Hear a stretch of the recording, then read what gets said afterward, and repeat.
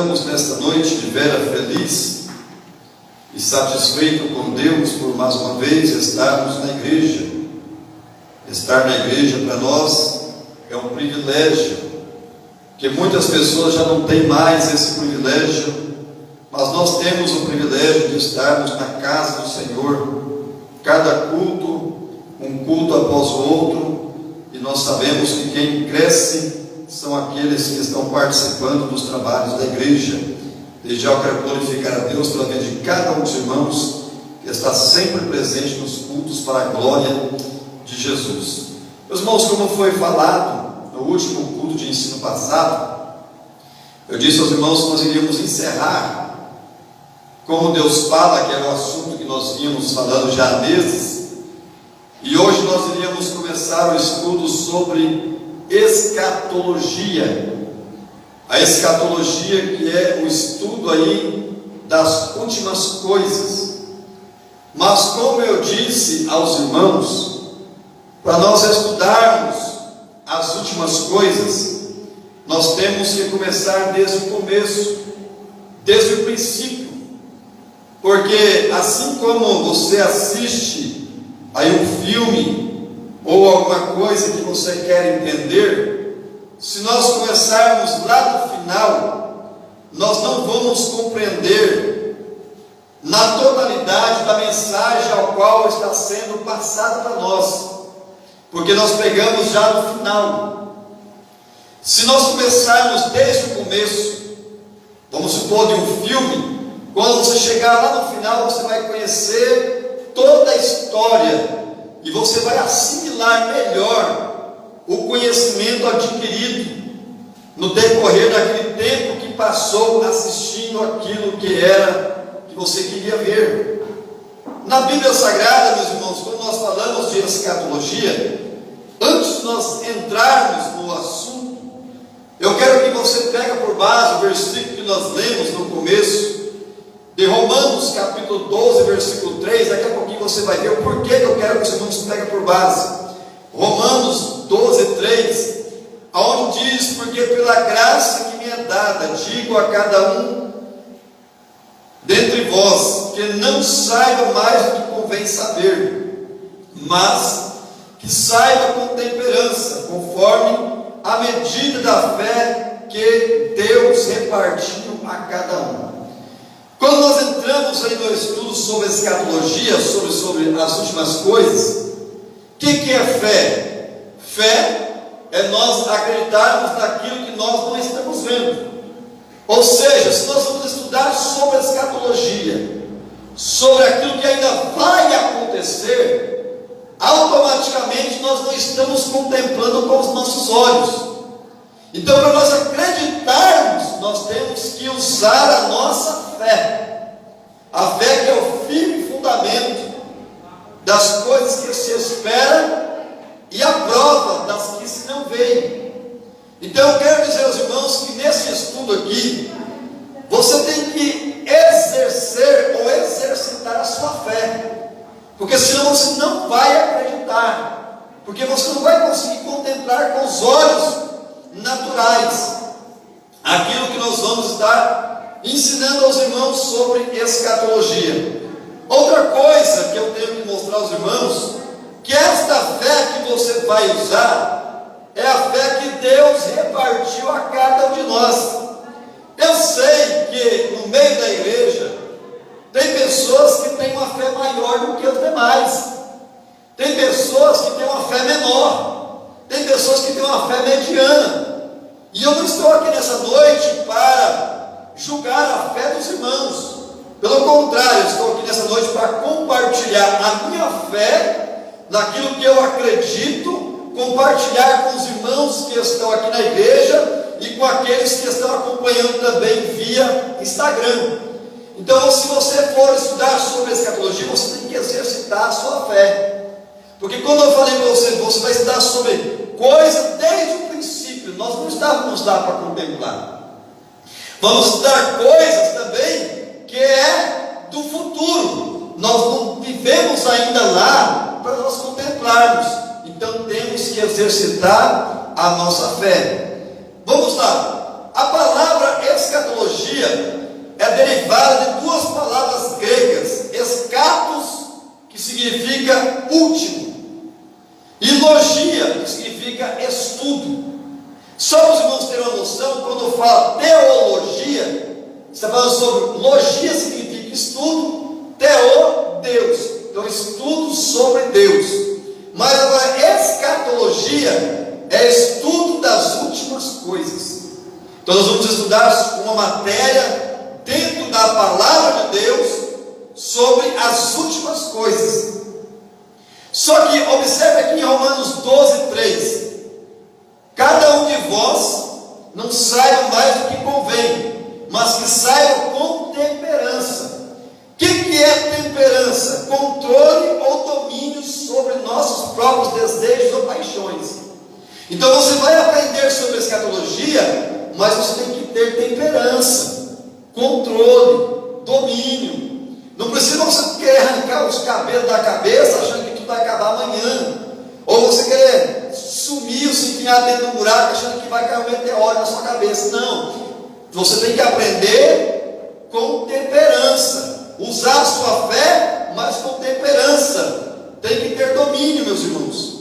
Eu já vou abrir um espaço a partir de hoje também, já abro nos outros cultos normalmente as irmãos, para você estar perguntando, mas eu sei que daqui para frente, sobre esse assunto, vai ter muitas dúvidas, e você tem liberdade para estar nos perguntando dentro do assunto. Eu tenho o maior prazer de estar parando um pouquinho e voltando atrás, refletindo com os irmãos, para que os irmãos venham compreender verdadeiramente aquilo que é que nós queremos passar a cada um de vocês. Então reforce a sua atenção. Escatologia é o estudo das últimas coisas. Vocês estão preparados para começar a viagem? Vamos começar então a viagem? Vamos lá então. Se é o estudo das últimas coisas, quando nós pegamos a Bíblia Sagrada e lemos o último capítulo e o último versículo da Bíblia, que está lá em Apocalipse, capítulo 22, versículo 21. Abra alguém lá em Apocalipse 22, 21. No último livro e no último versículo. Último livro e último versículo. Está escrito assim: a graça do nosso Senhor Jesus Cristo seja com todos vós. Aí tem a palavra amém. Este amém significa que está selado, que está findado. Então daqui para frente não tem mais revelação bíblica, acabou aqui. Então aqui é o final, você pode ver que tem um ponto aí final, findou, finalizou. Mas nós chegamos aqui no último livro, no último capítulo e no último versículo, para nós entendermos aqui o final, nós temos que voltar lá atrás. Você pode ver muito bem que para nós entendermos, só para você ter uma noção, nos últimos capítulos da Bíblia Sagrada, a Bíblia vai dizer sobre o juízo final, que vai ser lá na frente. A Bíblia vai nos dizer sobre o novo céu e a nova terra, nós não estamos lá ainda. A Bíblia vai falar sobre a nova Jerusalém, ainda hoje não é a nova Jerusalém. Só que para você compreender as últimas coisas, ou seja, os últimos relatos da história, nós temos que voltar lá atrás para nós compreendermos. Lembrando que quando nós falamos de voltar lá atrás, tem algumas coisas que nós não conseguimos compreender pelas Escrituras. Olha, você vê lá em Salmos 90, verso 2. Vamos lá, Salmos 90, verso 2. Salmo de número 90, verso 2. Está escrito assim: antes que os montes nascessem, ou que tu formastes a terra e o mundo, sim, de eternidade a eternidade, tu és Deus. Meus irmãos, nós estamos hoje, nós, seres humanos, estamos no tempo Cronos, que é cronometrado a nossa vida. Então você pode ver aqui, que de eternidade a eternidade, o que a Bíblia está dizendo? Eternidade passada, antes do homem estar na terra, e eternidade futura, que é depois que o ser humano parte e vai para a eternidade, ou eternidade com Deus, ou eternidade sem Deus. Então a Bíblia está dizendo que de eternidade a eternidade, Deus já existe. Por isso que nós temos que colocar na nossa mente que Deus, ninguém criou Deus. Antes de toda a criação, Deus já existia. Isso aqui, meus irmãos, é um dos assuntos que hoje está dando muita polêmica, porque pessoas pensam que veio do macaco, outras pensam que foi criada em laboratório, e assim vai, assim por diante. Só que nós que somos crentes em Cristo Jesus, nós cremos que nós somos criados por Deus. E Deus, ninguém criou Ele, porque a Bíblia diz que de eternidade a eternidade, tu és Deus. Ele não era, Ele já é. Que isso tem que ficar claro para os irmãos, nós compreendemos a linha de raciocínio. Mas vamos lá então. Como eu disse, nós temos que estudar as últimas coisas, mas nós temos que voltar no começo. Só que esse começo aqui, meus irmãos, é o começo que nós temos revelado para nós, que é a Bíblia. Porque só vamos estudar a eternidade passada, nós não temos muita coisa. Por exemplo, nós não sabemos quantos anos. Na verdade, a eternidade não tem anos. Anos é para nós, que estamos aqui, limitados nessa terra. Mas vamos lá, onde é o começo da Bíblia? Onde é o começo, meus irmãos? Gênesis capítulo 1, versículo 1.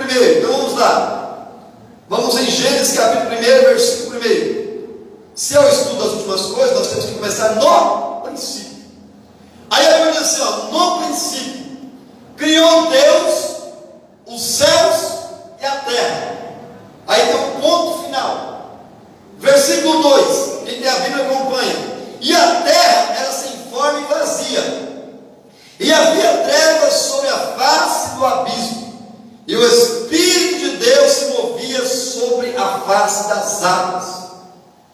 Meus irmãos, entre a terra de Gênesis capítulo 1, versículo 1, para Gênesis capítulo 1 e versículo 2, tem muitos anos. Na verdade, você vai chegar à conclusão que tem até milhares de anos. E nós vamos estudar e compreender aqui pela Bíblia. Vamos ver aqui, ó. No princípio criou Deus os céus e a terra.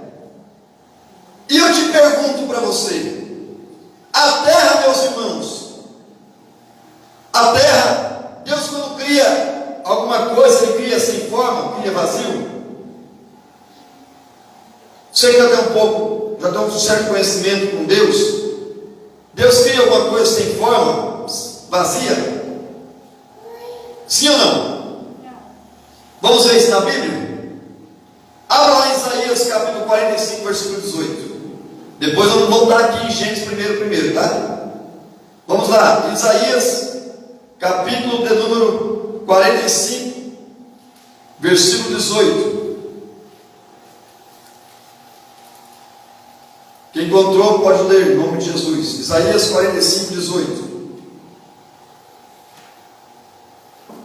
Porque assim diz o Senhor, que terá criado os céus, ó Deus que formou a terra, e fez e Ele estabeleceu, não a criou vazia, mas a formosa, para que fosse habitada. Eu sou o Senhor e não há outro. Vamos lá. Porque assim diz o Senhor que tem criado os céus, o Deus que formou a terra, e a fez, Ele a estabeleceu. Não a criou vazia, mas a formou para que fosse habitada. Eu sou o Senhor e não há outro. Aqui nós vemos então que Isaías está falando sobre a criação da terra. Você pode ver que Deus não criou a terra vazia.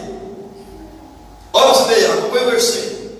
Não a criou vazia. Mas como que aqui em Gênesis capítulo 1, versículo 2, está dizendo que a terra era sem forma e vazia?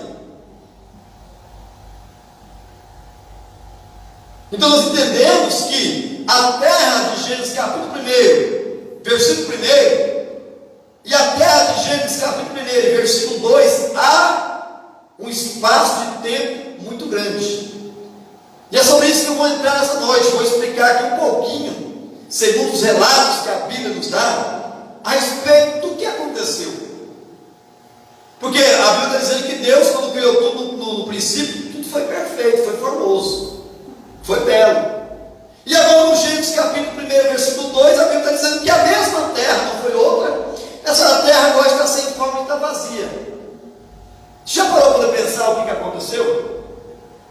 Você nunca parou para raciocinar a diferença? Por que tem aqui um ponto no capítulo 1 e depois ela continua depois falando que já está... Parece que até é uma história assim invertida, né? Parece que é até uma contradição. Mas não é uma contradição, não, irmãos. Então vamos começar aqui para os irmãos verem. Quando Deus criou essa primeira terra, criou a terra e os céus, essa terra não era como essa aqui que nós estamos vivendo hoje. Se os irmãos têm uma noção, essa terra de hoje é restaurada. Mas para ser restaurada, primeiro tem que ter uma original. Por exemplo, se alguém vai restaurar um carro, para restaurar um carro, ele tem que ter um carro. Se vai reformar uma casa, para restaurar uma casa, reformar uma casa, tem que ter a casa. Assim também aqui, Deus começou no Gênesis capítulo 1, versículo 2 em diante, restaurar a terra.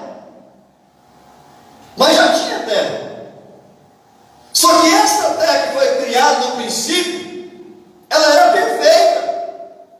E o que aconteceu? Para que essa terra viesse a virar um caos, como está aqui no versículo 2. Você já parou para pensar? E o estudo sobre a escatologia, quando você pega desde o princípio, você tem que passar esse espaço tudinho e vir trazendo de lá, até chegarmos a nós hoje. Aí chegar a nós hoje, nós já entendeu até aqui, aí daqui até o final, até finalizar tudo. Voltando aqui então, sabemos então que no princípio foi Deus criou a terra, e depois no versículo 2 ela já estava sem forma e vazia. Então o que aconteceu? Vamos para a Bíblia Sagrada.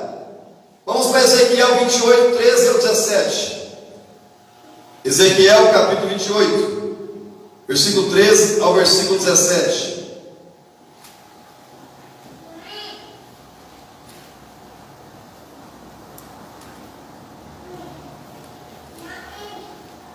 Ezequiel capítulo de número 28, versículo 13 ao versículo 17. Vou estar aguardando os irmãos encontrar, para os irmãos acompanhar versículo por versículo, pausadamente dentro da palavra, porque esse aqui é um assunto talvez novo, meus irmãos, a alguns de vocês, e sendo um assunto novo, nós temos que andar com muita prudência, com muita cautela. É a mesma coisa você viajar, pegar uma estrada nova, você vai andar com em alta velocidade? Não, você vai andar devagar.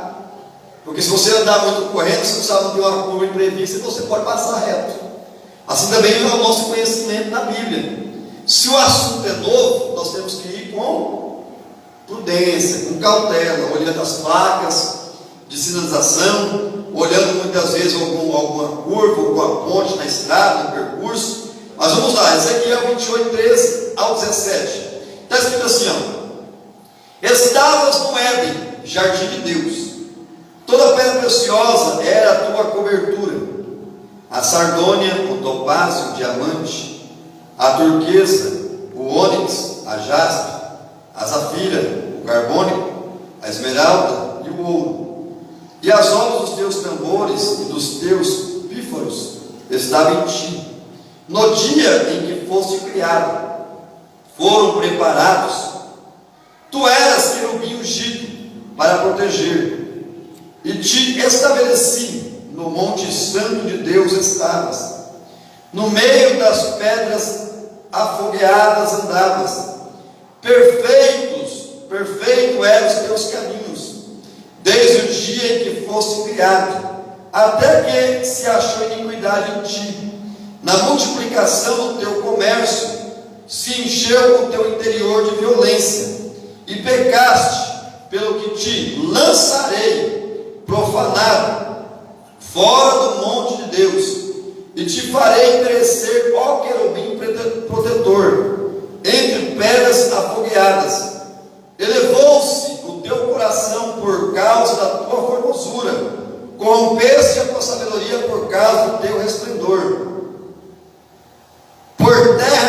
lancei diante dos reis, te pus para que olhem para ti. Vamos lá. Tirar aqui o conhecimento. Essa primeira terra, de Gênesis capítulo 1, versículo 1, Deus a criou e tinha um protetor, alguém que cuidava dela, que era o querubim, protetor. Esse querubim chamado Lúcifer. E esse Lúcifer aqui na terra, segundo os maiores pesquisadores da Bíblia, dizem que aqui na terra era um lugar aonde este querubim, que também era o líder da adoração, tanto é que nos versículos que nós lemos aqui, até os passos, o andar dele, todo o movimento que ele fazia já entoava louvores a Deus, canções, música. Onde ele ia, já tinha louvor. E você vai ver que este querubim, então, essa terra, a primeira terra aqui de Gênesis capítulo 1, versículo 1, aqui é como se fosse o local aonde este querubim vinha com os anjos da orquestra, da adoração a Deus lá do céu, para estar ensaiando os louvores, estar ensaiando esses louvores, para apresentar diante de Deus lá dos céus. Você vai entender que a terra está no lugar mais baixo, eles estavam no lugar mais baixo, e Deus está no lugar mais alto, mais sublime, mais excelente. Daqui a pouquinho vamos chegar lá, mas vamos voltar aqui. Então essa terra de Gênesis capítulo 1, versículo 1, ela foi feita, meus irmãos, tinha tudo de melhor. Olha para você ter uma noção aqui. Tinha pedras como jaspe, ônix, carbono, esmeralda, ouro, só tinha coisa boa. Porque Deus, quando faz as coisas, só faz coisa boa, perfeita. E aí ele fez essa terra, e ele colocou o querubim para ser o protetor, como a Bíblia está dizendo. E nós sabemos que ele era o líder da orquestra de adoração dos céus. Só para você entender o que eu estou dizendo a você, vamos lá mais um versículo aqui. Isaías 14, 12 a 14. Vamos lá. Isaías 14, 12 a 14. Daqui a pouquinho nós vamos amarrar o conhecimento, irmãos. Eu sei que até agora você talvez pode não estar entendendo quase nada, mas vamos lá, amarrar um pouquinho o conhecimento aqui. Isaías 14, 12 a 14. Isaías 14, versículo 12 a 14. Está escrito assim, ó: como caíste do céu, ó estrela da manhã, filho da alva, como fosse lançado por terra, tu que debilitavas as nações, e tu dizias no seu coração, olha o segredo aqui, ó: eu subirei ao céu. Voltando aqui, irmãos, eu disse que o querubim estava aqui na terra, aquele lugar que ensaiava os louvores e depois apresentava a Deus nos céus. Daqui a pouco você vai entender por que o diabo tem tanta raiva da igreja. Mas vamos aqui primeiro. Aí, aqui é o lugar do ensaio, dos ritmos, de adequar o louvor, para adorar a Deus lá em cima. Só vai em cima quem está embaixo. Olha você ver aqui, Isaías 14, versículo 13. Ele diz: e tu dizias no seu coração, eu subirei ao céu, acima das estrelas de Deus, exaltarei o meu trono, e no monte da congregação me assentarei, da banda dos lados do norte, subirei acima das mais altas nuvens, e serei semelhante ao Altíssimo. Ou seja, ele estava aqui ensaiando, só que um dia começou a entrar no coração dele o desejo de ser igual a Deus, porque maior do que Deus não tem jeito. Você pode ver que aqui está falando: serei semelhante ao Altíssimo. Ele não está dizendo que ele seria maior do que Deus, está dizendo semelhante ao Altíssimo. Aí ele está dizendo aqui, ó, dizendo no seu coração: subirei ao céu. Só sobe ao céu quem está na terra, quem está aqui embaixo. Então, certo dia, ele começou a colocar no coração de ser igual a Deus. Se você for pegar o estudo da Bíblia pausadamente, você vai ver que foi na mesma tentação tentação que ele fez com que ela errasse. Mas vai ficar para um outro dia, mas vamos voltar aqui. Aí quando ele quis ser igual a Deus, você pode ver que quando ele foi lançado lá de cima para baixo, a Bíblia diz que junto com ele veio a terça parte dos anjos. O que significa a terça parte? É alguma coisa que é dividida em três. O que é a terça parte? Uma parte se perdeu. A terça parte, ou seja, uma parte. Quantas partes ficou? Quantas partes ficou, irmãos? Então olha o segredinho aqui. Nós não devemos ter medo do diabo e seus demônios, porque ele só é uma parte. Para uma parte deles, tem duas partes de Deus ainda ao nosso favor. Duas partes dos anjos estão com Deus, tementes a Deus, obedientes a Deus 100%. Se for necessário, Deus só dá uma ordem: vai lá e protege meu filho, vai lá e protege minha filha. Independentemente das circunstâncias, nós temos que ter a consciência que o maior número dos anjos que ainda existe estão com Deus. Demônios é só uma terça parte, caídos ainda, tá? Voltando aqui. Aí ele colocou no coração de subir ao céu e ser igual a Deus, semelhante ao Altíssimo. Aí quando ele colocou esse desejo de ser semelhante ao Altíssimo, Deus que conhece os corações, Deus contemplou isso no coração dele. Interessante que quando ele está projetando de subir, Deus já estava projetando de lançar ele lá. Quando ele estava projetando ser igual a Deus, Deus já estava projetando para ele ao inferno, projetando um lago de fogo. Tudo já estava arquitetado por Deus. Diga aí, ninguém pega Deus de surpresa. Se o diabo, que foi o diabo que tinha muito mais sabedoria que nós, não pegou a Deus de surpresa, nem de nós também vamos pegar. Deus conhece tudo da nossa vida, não somente o que falamos, mas aquilo que está no nosso pensamento e no nosso coração. Aí Deus viu que estava ficando difícil o negócio, porque estava no coração dele de ser igual a Deus. Aí quando ele pensou que ele ia subir, Deus já tinha projetado a queda. Você pode ver que lá em Ezequiel 28 já fala que te lançarei. Deus já falando que ia lançar ele. Aí vamos mais um versículo aqui, Lucas 10, 18. Esse versículo quem falou foi o próprio Jesus, e Lucas registrou. Lucas 10, 18. Quem está com a sua Bíblia aberta, acompanha por favor, em nome de Jesus. Lucas 10, 18. Você vai ver que a intenção dele é subir aos céus, passar por cima das mais altas nuvens e ser semelhante a Deus. Só que olha o que aconteceu. A Bíblia diz em Lucas 10, 18, o próprio Jesus falando aos seus discípulos, Jesus disse assim, ele disse: eu via Satanás como um raio cair da onde, irmãos? Do céu. Agora aqui já mudou o nome.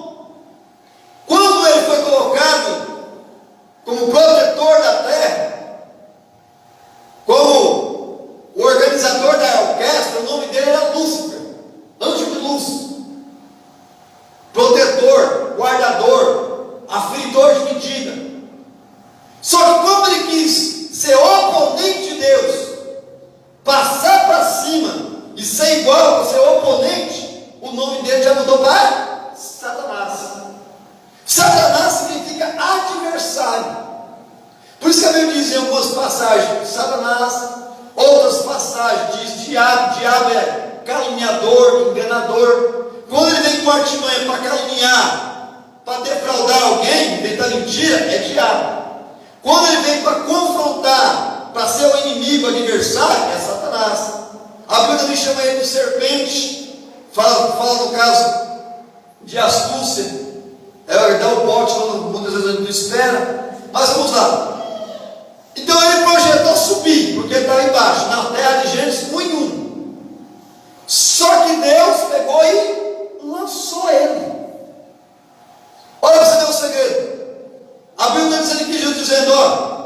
eu via Satanás cair.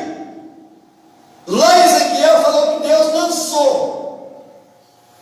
Uma coisa, irmãos, é ser colocado, outra coisa é ser lançado. Pastor, mostra a diferença. Vamos lá. Vamos supor que essa caneta aqui, essa caneta que está na minha mão, seja o Lúcifer ou Satanás. Se Deus quisesse pegar ele lá no céu, Deus pegou ele aqui agora no céu e colocou ele na terra, a terra tinha ficado da mesma forma, porque ele foi colocado. Quando você vai colocar alguma coisa no lugar, você dosa a força, para que você não venha estragar nenhum objeto que você está querendo colocar e nenhum recipiente aonde é que você vai colocar. Mesma coisa que se eu pegar, vocês colocam aqui um monte de vidro e eu colocasse ele no chão, a água permaneceria da mesma forma. Só que se eu lançasse, ou se eu fizesse cair, o copo ia se quebrar, a água ia se perder. Ou seja, ia mudar a fisionomia de tudo que está envolvido no assunto. Aí o que aconteceu? A Bíblia diz que Deus pegou ele e lançou. Ou seja, do céu onde ele estava, ele caiu.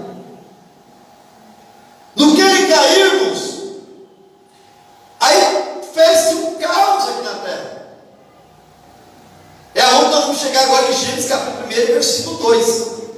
Aonde a Bíblia vai dizer que a terra estava sem forma e vazia, e o Espírito de Deus pairava sobre a face das águas. Então essa terra aqui de Gênesis capítulo 1, versículo 2, já é depois da queda de Satanás.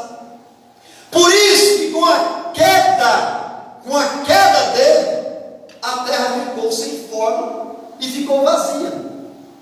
Antes que alguém pergunta, que eu sei que os irmãos estão indo longe, curioso, tem até uma pergunta aqui um dia dos adolescentes: pastor, e os dinossauros?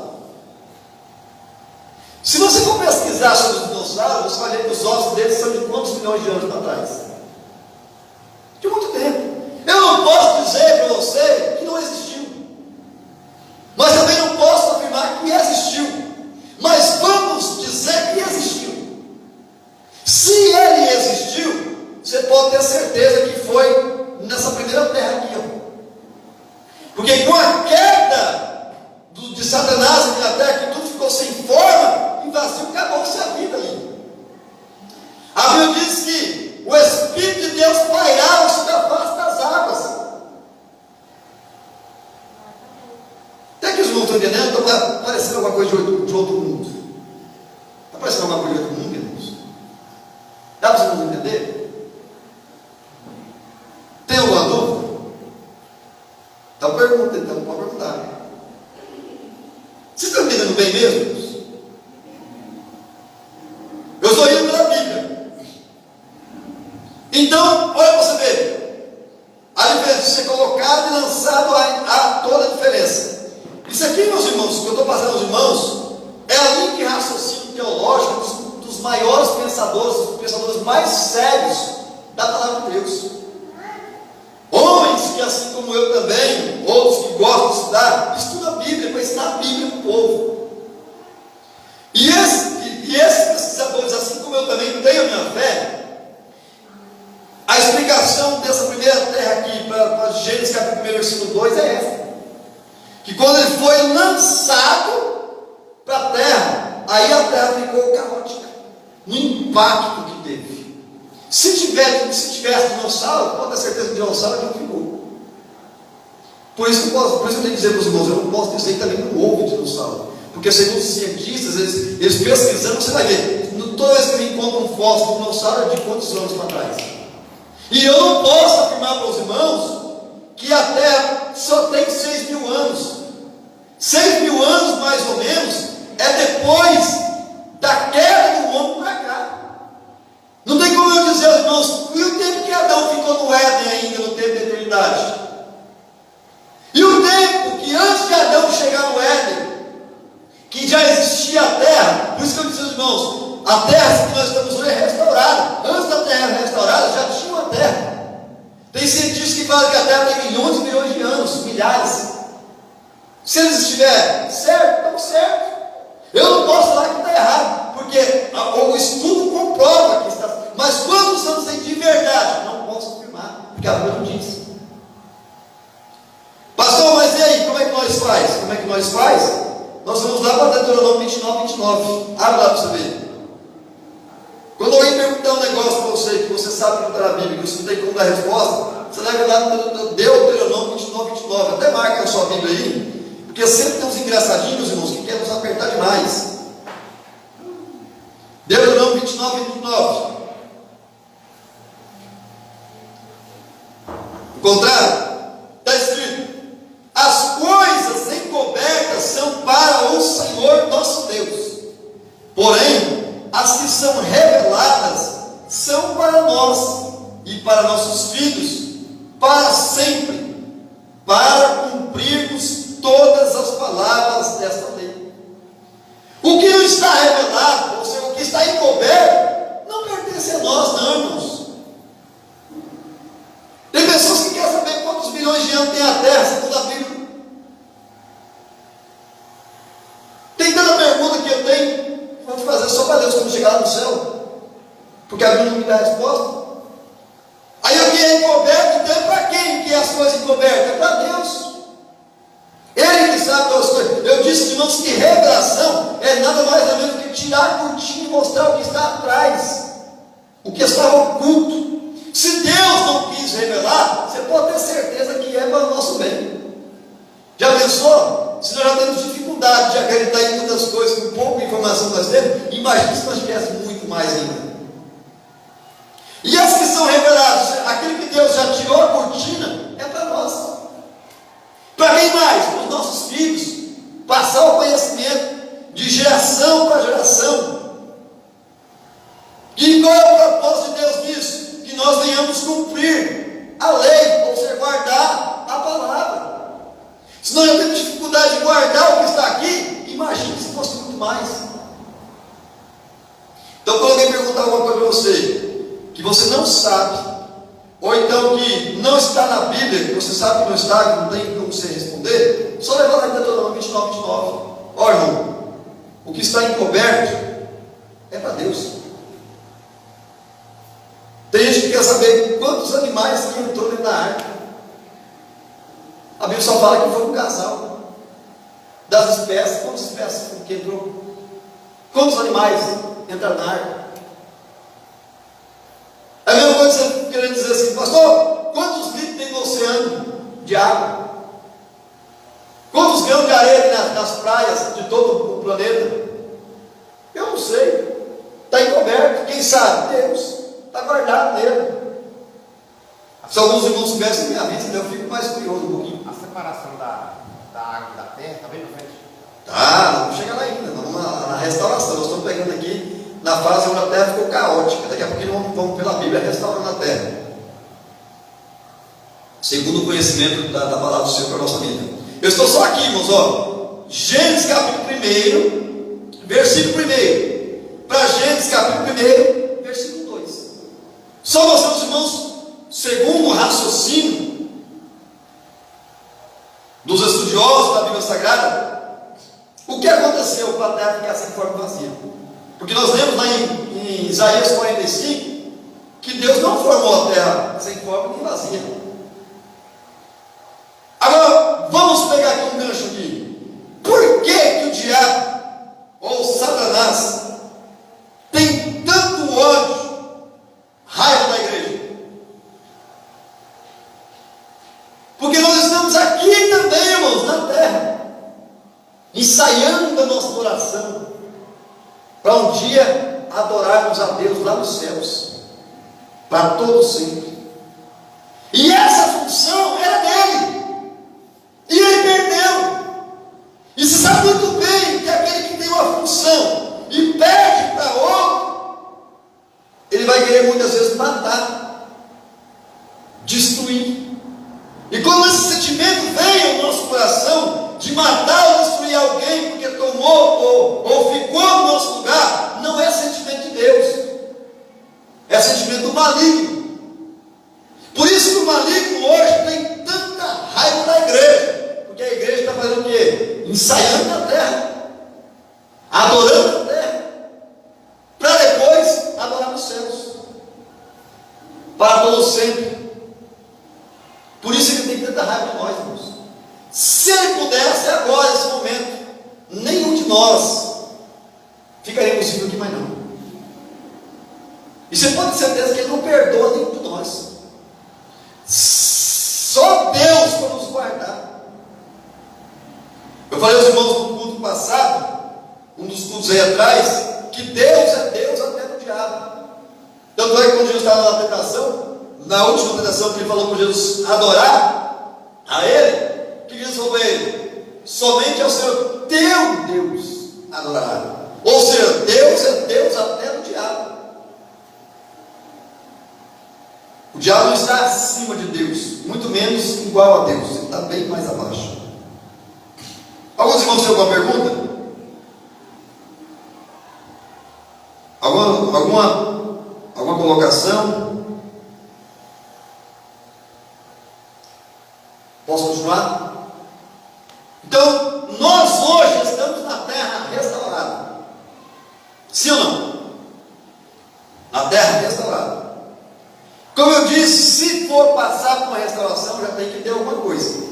Senão não é restauração, é coisa nova. E toda reforma, ou toda restauração, se aproveita muitas coisas. Por exemplo, alguém que vai reformar a sua casa, você não vai destruir toda a casa, porque se você vai reformar, você vai construir nova. Mas se você for reformar, algumas coisas ela vai ficar, o telhado, algumas paredes, talvez o piso. Vai depender do grau de proporção que você quer restaurar, aquilo que você colocou no coração de restaurar. Aí nós começamos agora em Gênesis capítulo 1, em versículo 3. Aí Deus agora começa a restaurar a terra, que até então estava sem forma e vazia. Quantos anos o Espírito de Deus pairou sobre as faces das águas? Está encoberto, irmãos. Por isso que eu disse, irmãos, não tem como nós falar assim, não, os cientistas estão mentindo, dizendo que a Terra tem milhões e milhões de anos. Nós não podemos falar isso. Eles estão estudando até as pedras. Só que nós temos que entender que da queda de Adão para cá tem mais ou menos aproximadamente 6.000 anos só. Depois da queda, quantos anos Adão ficou vivendo no Éden, lá tranquilo, na eternidade, antes do pecado? Não dá para descrever. Por isso que eu estou falando aos irmãos, coloque a sua cabeça, não temos como dizer quantos mil anos tem a terra, quantos milhões de anos tem essa terra, por causa disso. Aí Deus viu que o negócio estava sem forma e estava vazio. Aí Deus, ele é perito em restaurar, organizar aquilo que está sem forma, de dar vida de novo naquilo que está vazio. Aí Deus começou, lá em Gênesis capítulo 1, versículo 3. Agora você pode acompanhar na Bíblia aí, vamos pegar aqui agora a restauração, do princípio. Aí Deus viu e disse Deus, haja luz e houve luz. Por que Deus disse que houve luz? Que precisava de luz? Que se você voltar um pouquinho o versículo anterior, você vai ver, ó, e a terra sem forma e vazia, e havia trevas. Trevas. O que é trevas? Escuridão. O caos foi tão grande que se mostrou a escuridão. Aí Deus começou a restaurar. A primeira coisa que Deus fez foi tirar as trevas, a escuridão, e disse, haja luz, e houve luz. E viu Deus que a luz era boa, e fez Deus separação entre a luz e as trevas. Quando a Bíblia diz assim, e viu Deus que a luz era boa, Deus não estava olhando só no momento que Ele criou a luz. Deus já olhou no momento que Ele criou a luz, toda essa geração que está passando até hoje, nos nossos dias, e até o final. Tanto é que você pode ver, a luz é boa. É através através da luz nós andamos com segurança, com facilidade de um lado para o outro, sofremos menos risco de acidentes, porque a luz é boa. Aí Deus chamou a luz dia. Estamos restaurando, tá? Deus agora está restaurando a terra. Deus chamou a luz dia, e as trevas chamou noite. E foi tarde e manhã o primeiro dia. Então, o primeiro dia Deus se encarregou de organizar a questão da treva e a luz, dar o norte entre dia e noite. Aí vai começar o segundo dia. E disse Deus: haja uma expansão no meio das águas, e haja separação entre águas e águas, ou seja, separação dos oceanos, porque era só, tudo era coberto de água, irmãos. Você tem que entender que tudo era coberto por água, não tinha terra até então, era água. Aí Deus organizando e disse: haja uma extensão no meio das águas e haja separação entre águas e águas. E fez Deus a expansão e fez separação entre águas que estavam debaixo e expansão das águas que estavam sob a expansão. E assim foi. E chamou Deus a expansão dos céus, e foi a tarde e a manhã o segundo dia.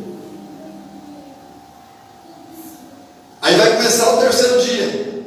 No terceiro dia Deus disse: ajuntem-se as águas debaixo dos céus num lugar, e apareça a porção seca. E assim foi. Quando Deus fez a primeira separação de águas, é a separação das águas que estão aqui na terra para as águas que estão no ar. Sabem que tem mais água lá em cima do que aqui embaixo? Por que chove?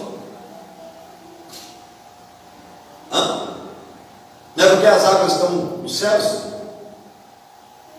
Foi nessa separação aqui. A primeira separação que Deus fez. Aí a segunda separação que Deus fez, agora está falando aqui, ajunte-se as águas debaixo. Da onde? Aqui, debaixo dos céus. Olha para você ver aí, acompanha os versículos. Debaixo.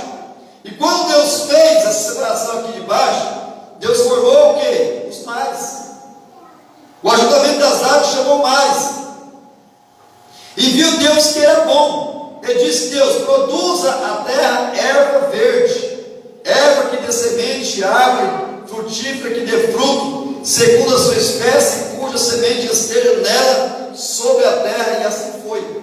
Ou seja, Deus começou agora a organizar as águas aqui embaixo. Na organização das águas aqui de baixo, Ele organizou os mares.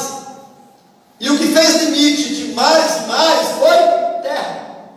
Mas a terra também não foi colocada só para haver limite, foi também para produzir as árvores, as ervas, os frutos. Se observa, meus irmãos, que aqui vem um processo de criação. E lá na frente Deus vai criar a coroa da criação. A coroa da criação, quem que é? É o homem. Ou seja, antes de Deus formar o homem, Deus formou tudo antes do homem para a existência do mesmo lá na frente. Porque Deus não cria nada, meus irmãos, sem dar subsistência para ela. Vamos lá, continuar aqui. Ele disse Deus. Aí a terra foi vendo o que? Produziu erva. Eu estou no versículo 12. Produziu erva dando semente conforme a sua espécie, e árvore frutífera, cuja semente está nela conforme a sua espécie. E viu Deus que era bom. Até hoje isso não mudou, não. Como é que você planta uma árvore se você não tem uma muda? Não é com a semente? Por quê? Porque desde a criação é assim. A vida já está na semente, é só não lançar na onde? Na terra. Só se você lançar no mar, não nasce. Por quê? No mar não é o habitat da semente para ela germinar, crescer, virar árvore, produzir fruto. Cada coisa no seu devido lugar. Irmãos, quando nós entendemos que Deus não é bagunçado, que Deus tem essas coisas tudo arrumadinho, é por isso que Ele arruma a nossa vida tudo organizadinho. Porque quando nós chegamos na igreja, a nossa vida é toda bagunçada, toda petecada. É ou não é? A não ser que você chegou na igreja certinho, eu cheguei tudo arrebentado, tudo bagunçado. Não valia nem um tostão furado, não estava no mundo, vamos dizer o outro assim. Aí Deus vem só organizando. organizando os sentimentos, as emoções, as palavras, os pensamentos, as condutas, e vem organizando, e vai continuar organizando até o arrebatamento da igreja, ou até a morte, porque Deus é organizado, vai organizando tudo nos seus mínimos detalhes. Versículo 13: foi tarde de manhã, o dia terceiro. Eu disse Deus: haja luminares na expansão dos céus, para haver separação entre dia e noite, e sejam eles para sinais, e para tempos determinados, e para dias e anos. A Bíblia está falando do quê? Sobre o sol e a lua. Até hoje, é porque hoje nós estamos muito modernos, né? Você vai no celular, você já vê o calendário certinho. Mas no passado, quando tinha, o povo sabia os dias, os tempos e os anos através do sol e da lua. E sejam para os luminares a expansão dos céus, para iluminar a terra. E assim foi. E fez Deus os dois grandes luminares, maior para governar o dia, e luminar menor para governar a noite. E fez as estrelas,